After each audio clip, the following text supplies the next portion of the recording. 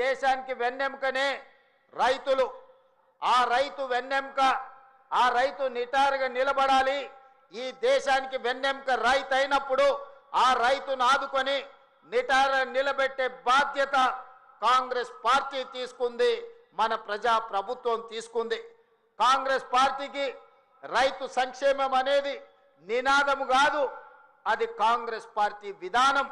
ఆనాడు రైతుల కోసం సాగునీటి ప్రాజెక్టులను బాక్రానంగల్ డ్యామ్ నుంచి మొదలు పెడితే నాగార్జున సాగర్, శ్రీశైలం, ఎస్ఆర్ఎస్పి వరకు పెద్ద పెద్ద నదుల మీద ప్రాజెక్టులను కట్టి రైతులకు సాగునీరు అందించిన చరిత్ర కాంగ్రెస్ పార్టీది. చరిత్ర పుటలలో ఒక్కసారి చూడాల్సిందిగా నేను కోరుకుంటున్నా. మిత్రులారా, ఆనాడు రైతులు పండించిన పంటకు గిట్టుబాటు ధర లేక దళారుల చేతుల్లో దోపిడీకి గురవుతుంటే రైతు పండించిన పంటకు కనీస మద్దతు ధర ఇవ్వాలి, ఆ రైతులను ఆదుకోవాలి, రైతుల ఆత్మ గౌరవం నిలబెట్టాలని ఈ దేశంలోనే మొదటిసారి రైతులకు గిట్టుబాటు ధర ఇచ్చే చట్టాన్ని తీసుకొచ్చింది ఈనాడు దేశంలో కాంగ్రెస్ పార్టీ.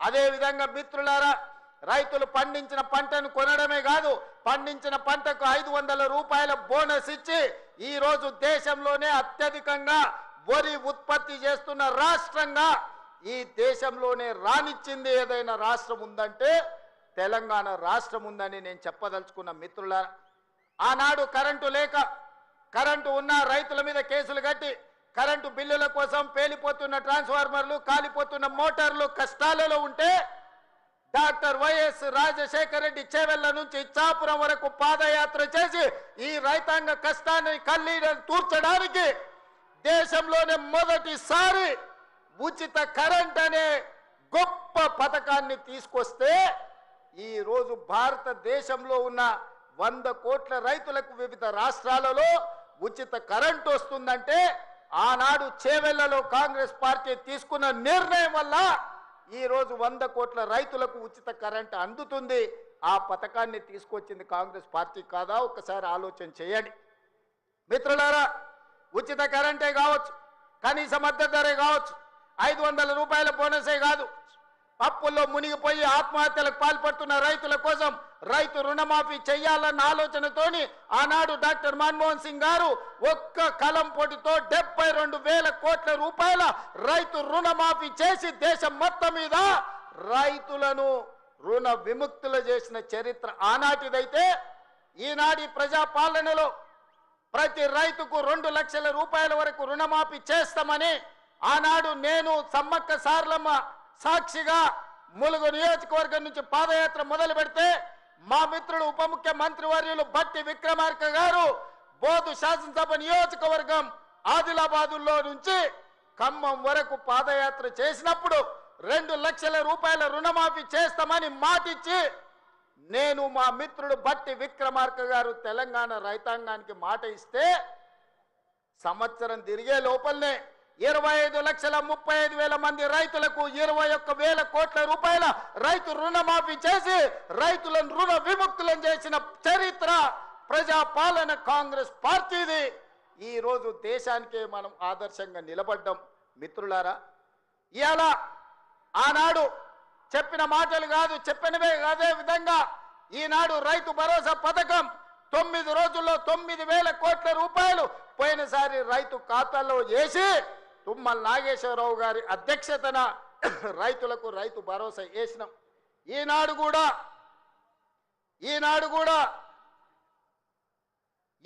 కూడా రైతు భరోసాలో భాగంగా మొదటి విడతగా 3,500 కోట్లు, రెండవ విడత 2,200 కోట్లు, మొత్తం 5,700 కోట్లు ఈరోజు రైతుల ఖాతాలో రైతు భరోసా వేసి వచ్చే నెలలో ఇంకా 3,300 కోట్ల రూపాయలు రైతు భరోసా పథకంలో భాగంగా 9,000 కోట్ల రూపాయలు ఇవాళ రైతుల ఖాతాలో వేసి రైతుల కళ్ళల్లో ఆనందం చూడాలి.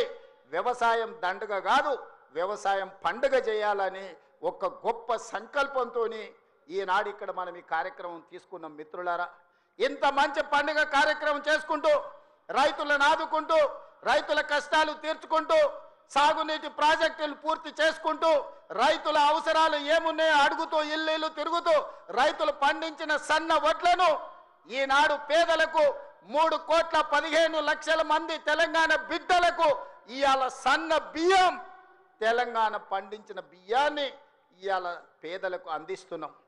ఎక్కడైనా ఏ రాష్ట్రంలో అయినా ఈ భారతదేశంలో స్వతంత్రం వచ్చి 75 సంవత్సరాలలో నేను ఇవాళ సూటిగా సవాలు విసురుతున్నా. గొప్పలు చెప్పుకునేటోళ్ళు, దెబ్బలు చరుచుకునేటోళ్ళు, తొడలు కొట్టుకునేటోళ్లకు సూటిగా నేను సవాలు విసురుతున్నా. ఎన్నడైనా కలలో కూడా మీరు పేదవాళ్ళకు సన్న బియ్యం ఇవ్వాలి. ఈ సన్న బియ్యం తల్లిదండ్రులు కన్న తల్లి తన బిడ్డకు, సంటి బిడ్డకు బుక్కడి బువ్వ తినిపించే పథకం ఎన్నడైనా మీరు ఆలోచన చేసిండ్రా? మీరు గడిలలో ఉండి సన్న బియ్యం తింటుంటే, దావతులు చేసుకుంటుంటే, బిర్యానీలు తింటుంటే, పేదవాళ్లకు దొడ్డు బియ్యం ఇస్తే వాటిని తినలేక పశువులకు దానా పెడుతుంటే ఎప్పుడైనా మీకు వాళ్ళ పట్ల కనికరం కలిగిందా అని నేను అడుగుతున్నా. ఇవాళ నేను అడుగుతున్న మిత్రుల ఈ వేదిక మీద నుంచి ఒక ఆయన అంటున్నాడు, ఇంతకాలం శ్రీధర్ బాబు గారు, అడ్లూరు లక్ష్మణ్ గారు అనేవాళ్ళు ఆయన పెద్ద మనిషి అని. ఇక ఆయన పెద్ద ఆయనను కాదో నాకైతే తెలియదు, కానీ ఆయన అంటున్నది ఏందయ్యా అంటే ప్రజాపాలన పోవాలి, పాపాల భైరవుడు రావాలంట. నేను అడుగుతున్న మా మిత్రులను, ప్రజాపాలన ఎందుకు పోవాలి? ఫామ్ హౌస్ల పండుకున్న పాపాల భైరవుడు ఎందుకు అధికారంలోకి రావాలి అని నేను అడుగుతున్న ఈ వేదిక మీద నుంచి. ప్రజాపాలన ఆ పెద్ద ఆయననో వాళ్ళ తాతనో వాళ్ళ ముత్తాతలో తెస్తే రాలేదు. ఈ ప్రజాపాలన వచ్చింది లక్షలాది మంది కాంగ్రెస్ పార్టీ కార్యకర్తలు త్యాగం చేసి తమ రక్తాన్ని చెమటగా మార్చి భుజాలు కాయలు కాసేలా మువ్వన్నెల జెండాను మోస్తే ఈనాడు ప్రజాపాలన వచ్చింది. నీ నెత్తి మీద దరిద్రం ఉండి నువ్వు జగిత్యాలలో ఓడిపోతే, ప్రజలు తిరస్కరిస్తే, నీకు మంత్రి పదవి ఇవ్వకపోతే ప్రజాపాలన పోవాలనా? ఇవాళ నిన్ను పెద్ద మనిషి అని మేము పిలవాలనా? పెద్ద మనిషి అని పిలిపించుకునే అర్హత నీకు ఉన్నదా అని నేను ఈ వేదిక మీద నుంచి అడుగుతున్నా. నేను అడుగుతున్నా, ఇవాళ పెద్ద మనిషిని ప్రజాపాలన ఎందుకు పోవాలి, పాపాల భైరవుడు అధికారులు ఎందుకు రావాలో నువ్వు జవాబు చెప్పాలి.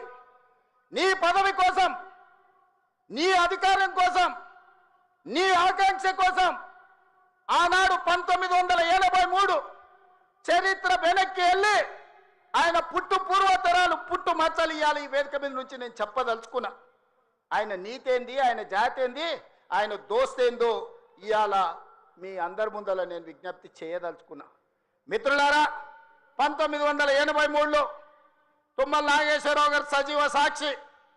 ఆనాడు అన్న పెద్దలు నందమూరి తారక రామారావు గారు యువ న్యాయవాదిగా జగిత్యాలలో న్యాయవాది పదవిని బాధ్యత నిర్వహిస్తుంటే పిలిచి భుజం తట్టి నీకు ఎమ్మెల్యే టికెట్ ఇచ్చి నీకు ఎక్సైజ్ శాఖ మంత్రి ఇస్తే సంవత్సరం తిరిగే లోపలనే అన్న ఎన్టీఆర్ను వెన్నుపోటు పడిచి నాదెండ్ల భాస్కరరావుతోని జట్టు కట్టిన నువ్వు నాదెండ్ల భాస్కరరావు సోపతిని వదిలి కాంగ్రెస్ పార్టీలకు వచ్చి 40 సంవత్సరాలు పూర్తయింది.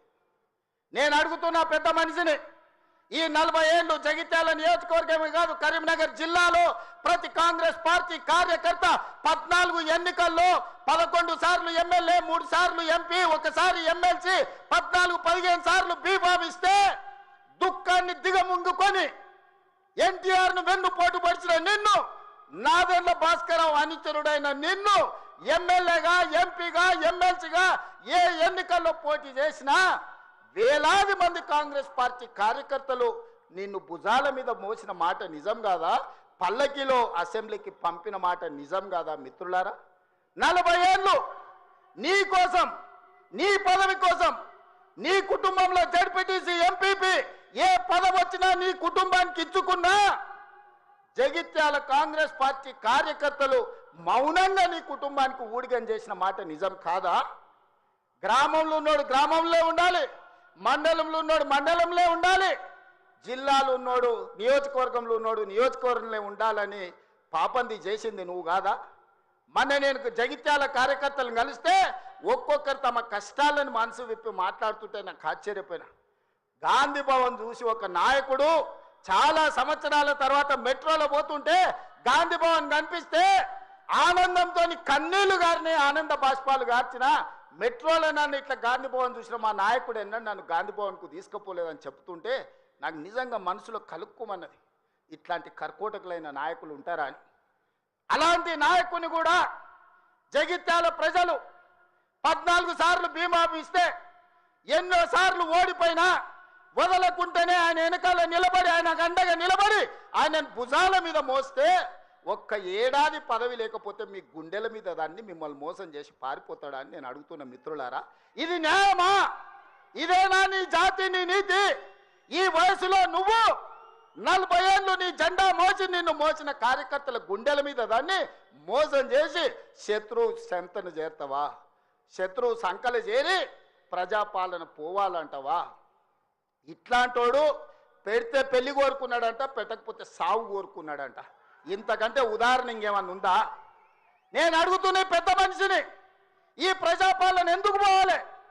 10,000 కోట్ల రూపాయల ఆడబిడ్డలకు మహాలక్ష్మి పథకం ద్వారా ఆర్టీసీలో ఉచితంగా అమ్మవారిని దర్శించుకోవాలన్నా, అమ్మగారి ఇంటికి పోవాలన్నా, మా అక్కలందరినీ ఆర్టీసీలో ఉచితంగా ప్రయాణం ఇచ్చినందుకు ప్రజాపాలన పోవాలనా?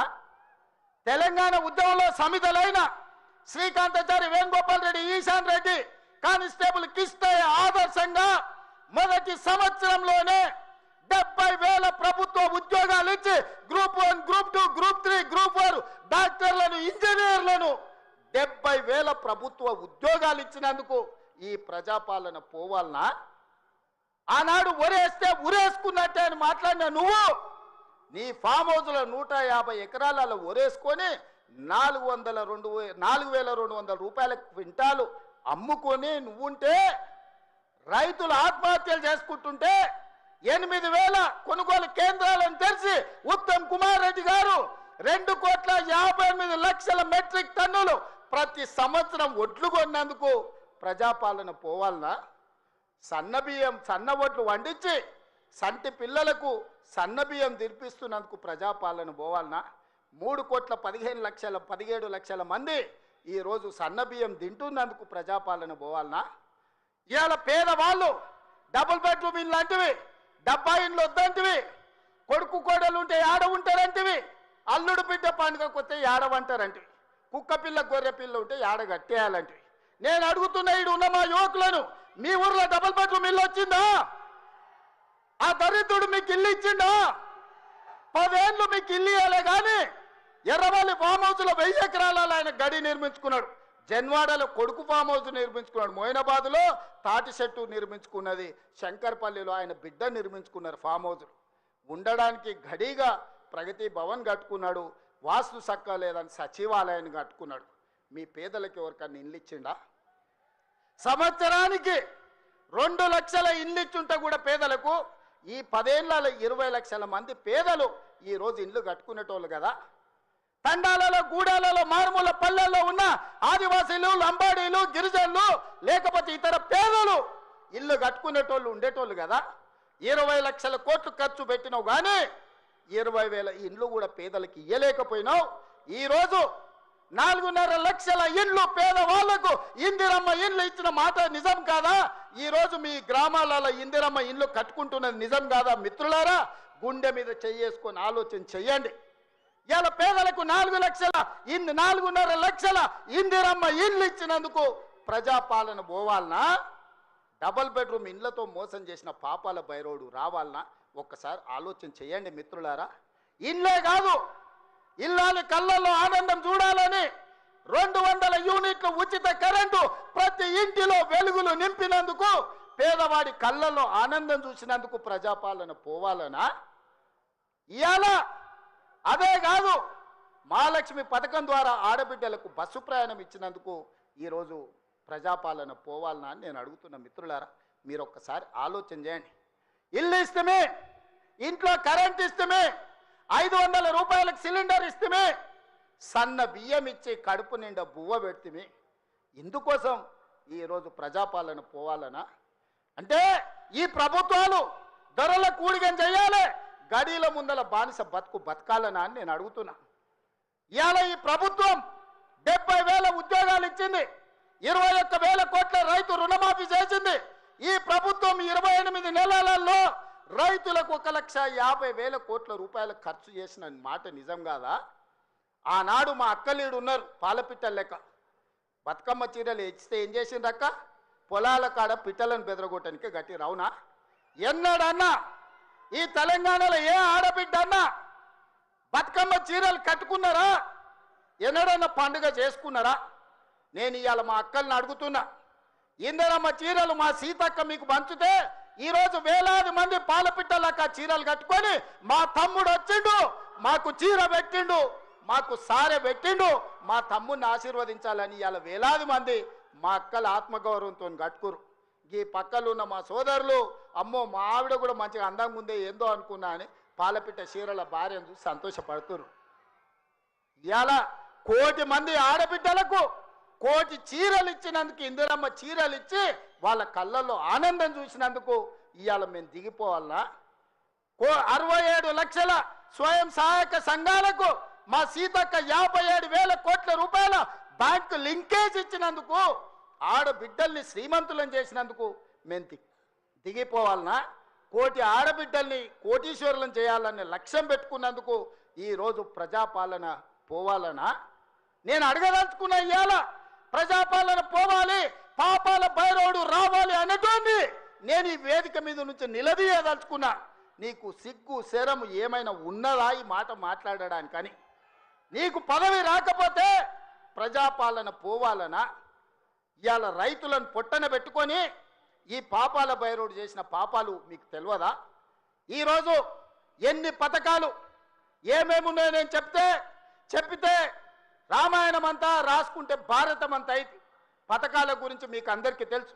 నిరుద్యోగ యువకుల గురించి కానీ, విద్యార్థుల గురించి కానీ, ఉద్యమకారుల గురించి కానీ, మహిళల గురించి కానీ, మైనార్టీల గురించి కానీ, రైతుల గురించి కానీ, ఈరోజు దళితులు, గిరిజనులు, ఆదివాసుల గురించి కానీ ప్రభుత్వం అమలు చేస్తున్న పథకాలు మీకు తెలియదా? అంతెందుకు ఈ ప్రాంతంలో ఉండే సమ్మక్క సారలమ్మ జాతరకు ఎన్నడన్నా సమ్మక్క సారలమ్మ దర్శించుకోవడానికి ఎన్నడన్నా కేసీఆర్ వచ్చినాడే?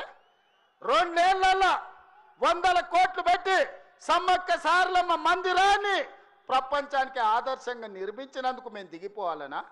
పేదల దైవాన్ని గౌరవించినందుకు మేము దిగిపోవాలనా? వేములవాడ రాజన్నకు నా లగ్గం ఈయనే అయింది, నా లగ్గం అయినందుకన్నా 100 కోట్లు ఇస్తా అన్నాడు. ఒక్క బుడ్డ రూపాయి కూడా ఇవ్వకపోతే మా ఆది శ్రీనివాస్ వస్తే 127 కోట్లు ఇచ్చి ఈరోజు వేములవాడ రాజన్న మందిరాన్ని నిర్మిస్తున్నాం. అందుకోసం ప్రజాపాలన పోవాలనా? బాసర సరస్వతి విజ్ఞాన జ్యోతి బాసర సరస్వతిని 100 కోట్ల రూపాయలతో బాగు చేస్తున్నందుకు ప్రజాపాలన దిగిపోవాలనా? ఇవాళ చిన్న కాళేశ్వరంలో కాళేశ్వరం ముక్తేశ్వర మందిరాన్ని ప్రారంభించుకుంటున్నందుకు ఈ ప్రభుత్వం దిగిపోవాలనా? సరస్వతి పుష్కరాలను నిర్వహించుకున్నందుకు పోవాలనా? భద్రాచలంలో రాములవారి గుడిని నిర్మించుకుంటున్నందుకు ఈరోజు ప్రజాపాలన దిగిపోవాలనా? బాసర నుంచి భద్రాచలం వరకు గోదావరి పుష్కరాలను గొప్పగా నిర్మించుకోవాలి, గొప్పగా జరుపుకోవాలి, దేశంలో ఉండే భక్తులందరూ రావాలని ఏర్పాట్లు చేసుకున్నందుకు ఈరోజు ప్రజాపాలన పోవాలనా? దేనికి పోవాలని నేను అడుగుతున్నా. ఏమొచ్చింది, ఏమయ్యింది? మేడిపల్లి సత్యం, కవంపల్లి సత్యనారాయణ, ఆది శ్రీనివాస్, రాజ్ ఠాకూర్, అదేవిధంగా విజయరమణారావు, అడ్లూరి లక్ష్మణ్, పొన్నం ప్రభాకర్, శ్రీధర్ అయితే ఎన్నోసార్లు గెలిచిండ్రు. వీళ్ళందరూ మొదటిసారి ఎమ్మెల్యేలు గెలిస్తే ఇంత పొడుగు అంత పొడుగు అంటివి, లావు మొనగడ్డ లడాయిపోతే వెనకాల 3 నూకుడు మొనగాళ్ళు అంటివి. వాళ్ళతో పాటు నీకు టికెట్ ఇస్తమే, సొమ్ములు ఇస్తమే. నీ నెత్తి మీద దరిద్రం ఉండి నీ బుద్ధి సక్కలేక జగిత్యాల ప్రజలు బండకేసి కొడితే అది మా తప్ప? ఎమ్మెల్యేకి బండకేసి కొడితే ఎంబడే ఎంపీ టికెట్ ఇస్తే బొంద పెట్టిరు వాళ్ళు, అది మా తప్ప? పార్టీ తప్ప? ఏం తక్కువ చేసింది నీకు పార్టీ? ఒక్క ఏడాది నిన్ను నమ్ముకున్న కార్యకర్తల కోసం ఓపిక పట్టవా? అలాంటి నువ్వు దుర్మార్గుడు శత్రు సంకల చేరి వాళ్ళ సంక నాక్కుంటూ ఇవాళ ప్రజాపాలన పోవాలి అని అంటవా నువ్వు? ఇదా నీ బుద్ధి, నీ నీతి? నేను ఇవాళ ఈ వేదిక మీద నుంచి పాపాల భైరవుడు ఎందుకు రావాలన్నాయని నేను అడగదలుచుకున్నా. నేరెళ్ళ దళితులను ఇసుక లారీల కింద తొక్కించినందుకు పాపాల భైరవుడు రావాలా? ఖమ్మం జిల్లాలో గిట్టుబాటు ధర అడిగిన గిరిజన బిడ్డలకు బేడీలు వేసి నడి బజార్లో నడిపించినందుకు పాపాల భైరవుడు అధికారంలోకి రావాలనా? గ్రూప్ 1 పరీక్షలలో పరీక్షా పత్రాలను జిరాక్స్ సెంటర్లలో పల్లి బఠానీలలా కమ్మి లక్షలాది మంది నిరుద్యోగ యువకుల ఉసురు కొట్టుకున్నందుకు పాపాల భైరవుడు రావాలనా? పండించిన పంట కొనుగోలు చేయక ఒరేసుకుంటే ఉరేసుకుంటా అన్న ఉరేసుకున్నట్టే అన్న పాపాల భైరవుడు ఇవాళ రావాలనా? దేనికోసం పాపాల భైరవుడు రావాలని నేను అడుగుతున్నా. 1,00,000 కోట్లు, 1,00,000 అంటే 1,00,000. ఈ రోజే కాళేశ్వరం మొత్తం చూసి వచ్చిన కడుపు మండుతుంది. నిజంగానే ఈ చట్టాలు ఇవి లేకపోతే ఆటవిక రాజ్యమే అయితే అడవిలో చెట్టుకు ఊరేసిన తప్పు లేదు. 1,00,000 కోట్ల రూపాయలు గోదావరిలో మంట కలిపినందుకు పేరు మారుస్తవి, ఊరు మారుస్తవి, అంచనాలు మారుస్తవి, 1,00,000 కోట్లు దిగమింగుతవి. కాళేశ్వరం అని కడితే 3 ఏళ్లలోనే కూలేశ్వరం అయిపోయింది. దీనికి చెట్టుకు ఉరేసిన పాపం లేని తప్పులు చేస్తే అయినా ప్రజాస్వామ్యాన్ని నమ్మే మేము ఈరోజు సిబిఐ విచారణకి ఇచ్చినాం తప్ప చెట్టు గట్టేసి కొట్టలేదు. అదే నిజాం సర్కార్ అయితే ఇట్లా తప్పు చేసిన వాళ్ళు ఊర్లో కోదండం వేసి లాగులో తొండలు ఇడిచి తిరిగింది కళ్ళకు కొట్టేటోళ్ళు ఇట్లాంటి తప్పులు చేసిన వాళ్ళు. కానీ కాంగ్రెస్ పార్టీ కార్యకర్తల ప్రభుత్వం మంచిది కాబట్టే ఈరోజు ఇవన్నీ చేయలేదు. ఇవి చేసినందుకు పాపాల భైరవుడు రావాలనా? దేనికోసం రావాలి? మళ్ళా కొడుకును ముఖ్యమంత్రిని చేయడానికి, అల్లుని మంత్రిని చేయడానికి, సారాలో సోడా పోసేటోని రాజ్యసభ చేయడానికి, బిడ్డకు ఎమ్మెల్సీ చేయడానికి పాపాల భైరవుడు రావాలనా? దేనికోసం రావాలయ్యా నేను అడుగుతున్నా. ఈ కరీంనగర్లో ప్రజాపాలన పోవాలంటుండు ఒక దళిత బిడ్డ అట్లూరు లక్ష్మణ్, లేచి నిలబడి లక్ష్మణ్, ఒక దళిత బిడ్డను ఎమ్మెల్యేని కాదు ఇవాళ మంత్రిగా చేసినందుకు పార్టీ ఓడిపోవాలన్న జగిత్యాలలో. ఇవాళ పొన్నం ప్రభాకర్ ఒక బలైన వర్గాల బిడ్డను మంత్రిని చేసినందుకు ప్రజాపాలన పోవాలనా? ఒక ఆది శ్రీనివాసును విప్పు చేసినందుకు ప్రజాపాలన పోవాలనా? ఓ విజయ రమణారావును విప్పు చేసినందుకు ఈరోజు ప్రజాపాలన పోవాలనా? శ్రీధర్ బాబు గారి నేతృత్వంలో నడుస్తున్న ఈ ప్రభుత్వం ప్రజాపాలన పోవాలనా? మిత్రులారా మీరు చెప్పండి. కరీంనగర్ జిల్లాలో 3 మంత్రులు 2 విప్పులు ఇచ్చినందుకు ఈ ప్రజాపాలన దిగిపోవాలనా? నీ ఒక్కనికి పదవి ఇవ్వకపోతే ఒక దళిత బిడ్డ అడ్లూరి లక్ష్మణ్ మంత్రి చేస్తే నువ్వు చూసి ఓర్వలేను అని నువ్వు అసలు మనిషివేనా? గింత అసూయ, గింత ద్వేషం ఎవరికైనా ఉంటుందా కడుపులా? ఇంతకాలం ముసుగు తొడుకొని బతికాడు. ఈ నాళ్ళకు ఆ ముసుగు తొలగిపోయింది. కడుపు నిండా విషమే. విషమున్నోడు ఇవాళ కడుపులో కత్తులు పెట్టుకొని కౌగిలించుకుంటారు. చూస్తున్నాం. ఆయన ప్రభుత్వం వస్తాడంటే ఈయనకు పెద్ద పదవి ఇస్తాడంట. నీకున్న ప్రతిపక్ష హోదా ఊడగొట్టకపోతే నా పేరు మార్చుకుంటా బిడ్డ కేసీఆర్. 2023లో నిన్ను ఓడగొట్టిన, 2024లో నీకు గుండు సున్నా ఇచ్చిన, సర్పంచ్ ఎలక్షన్లో పాతరేసిన, మున్సిపల్ ఎన్నికల్లో ఉప్పు పాతరేసిన, జూబ్లీ హిల్స్ కంటోన్మెంట్లో నీకు గోరి కట్టిన, వచ్చేసారి ఆ గోరి మీద మా కాంగ్రెస్ పార్టీ కార్యకర్తలు జెండా ఎగరేస్తారు. ఇదే నా సవాల్ కాంగ్రెస్ పార్టీ కార్యకర్తల తరఫున. చూసుకుందాం కేసీఆర్, నువ్వు నేను వచ్చే ఎన్నికల్లో నువ్వా నేనా? ప్రజాపాలన పాపాల భైరవుడా? మా కాంగ్రెస్ పార్టీ కార్యకర్తల లక్షలాది మంది 10 ఏళ్ళు కేసులు కట్టుకొని జైలుకు పోయి ప్రాణాలు వదిలి ఊపిరి బిగబట్టి జెండా మోసి అధికారంలోకి వస్తే పాపాల భైరవుడు రావాలి, ప్రజాపాలన పోవాలి అని మాట్లాడడానికి నీకు సిగ్గెట్లొచ్చిందని నేను అడుగుతున్నా మనిషిని. అందుకే మిత్రులారా, ఈ ఆలోచన నుంచి నా మాటగా తీసుకోండి. ఎన్నికలు ఎన్నడొచ్చినా ఎప్పుడొచ్చినా ఒక్క మాట రాసి పెట్టుకోండి. చరిత్రల కేసీఆర్ గారు జగిత్యాలలో నిన్ను పాతరేసి 100 మీటర్ల లోతు గోతి తీసి పాతి పెట్టే కార్యక్రమం మా కాంగ్రెస్ పార్టీ జగిత్యాల కార్యకర్తలు తీసుకుంటారు. ఈ తెలంగాణ రాష్ట్రంలో ఈ ప్రాంతంలో ఒక చరిత్ర ఉన్నది. 94 నుంచి 2004 వరకు 2 సార్లు తెలుగుదేశం అధికారంలో ఉన్నది. 2004 నుంచి 2014 వరకు 2 సార్లు వైఎస్ఆర్ నాయకత్వంలో అధికారంలో ఉన్నది. 2014 నుంచి 2024 వరకు 2 సార్లు కేసీఆర్ నాయకత్వంలో ప్రభుత్వం ఉన్నది. 2024 నుంచి 2034 వరకు నేను మా మిత్రుడు మహేష్ గౌడ్ గారి నాయకత్వంలో ప్రజాపాలన ఉంటుంది. ఆనాడు వైఎస్ఆర్ డిఎస్ ఏ విధంగా అయితే 2 సార్లు పార్టీని అధికారంలోకి తెచ్చిండ్రో మళ్ళీ ఈరోజు చెప్తున్నా, అదే వైఎస్ఆర్ డిఎస్ నాయకత్వంలో ఎట్లయితే అధికారంలోకి వచ్చినామో ఈనాడు నేను మా మిత్రుడు మహేష్ గౌడ్ 2వ సారి అధికారంలోకి తీసుకొస్తాము, ప్రజాపాలనను ప్రజలకు అందిస్తామని చెప్పి నేను ఈ వేదిక మీద నుంచి చెప్పదలుచుకున్నా. చరిత్ర పునరావృతం చేసే బాధ్యత మాది, చరిత్ర నిర్మించే బాధ్యత నాది, చరిత్రలో సువర్ణ అక్షరాలతోని లిఖించే విధంగా ప్రజా పాలన అందించే బాధ్యత మాది. ప్రభుత్వ ఉద్యోగాలు ప్రైవేటు ఉద్యోగాలే కాదు, హైదరాబాదు నగరాన్ని మహానగరంగా నిర్మించుకునే బాధ్యత మాది. కూలిపోయిన కూలేశ్వరాన్ని చక్కగా చేసుకొని మళ్ళీ నీళ్ళు అందించుకునే బాధ్యత మనది. పాలమూరు రంగారెడ్డి ఎత్తిపోతలు కావచ్చు, జూరాలు కావచ్చు, భీమా కావచ్చు, నెట్టంపాడు కావచ్చు, కోయిల్సాగర్ కావచ్చు, శ్రీరామ్ సాగర్ కావచ్చు, దేవాదులు కావచ్చు, సీతారామ ప్రాజెక్టు కావచ్చు, కాళేశ్వరం ప్రాజెక్టు కావచ్చు, మా మిత్రుడు చెప్పిన చిన్న కాళేశ్వరాన్ని పూర్తి చేపించే బాధ్యత నాది. మిత్రులారా, మీకు అండగా నిలబడి మీరు అండగా ఉండండి, నాతో పాటు నడవండి. ఎవడు వచ్చినా తొక్కుకుంటబోయే బాధ్యత మనం తీసుకుందాం. ఈ దేశంలోనే నేను చెప్పదలుచుకున్నా, ఈ దేశంలోనే అత్యధిక మెజార్టీతోని రాష్ట్ర